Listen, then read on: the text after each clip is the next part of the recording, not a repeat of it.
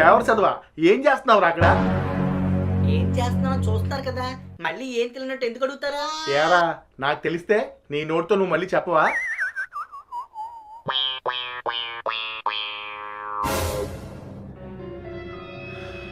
భాగ్యం, ఆ తలుపు వెనకన తెగిపోయిన బాటా చెప్పు ఒకటి ఉంటది, దాన్ని ఇటు తీసుకురావే. అయ్యో నాన్నగారు, నేను ఏం చేస్తున్నాను కదా అని అడుగుతున్నారు మీరు. లేదురా, నేనేం అడగలేదు. భాగ్యం, చెప్పు తీసుకొస్తావా లేదా? అయ్యో నాన్నగారు, ఎంతోడు దానికి ఆ చెప్పులు బెల్ట్లు ఎందుకండి?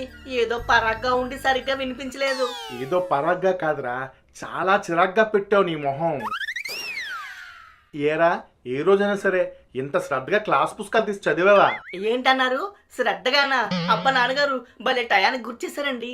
పక్క వీధిలో శ్రద్ధ అనే ఒక ఆంటీ ఉంది, 116 చందా రాస్తానది. మర్చిపోయిన విషయం.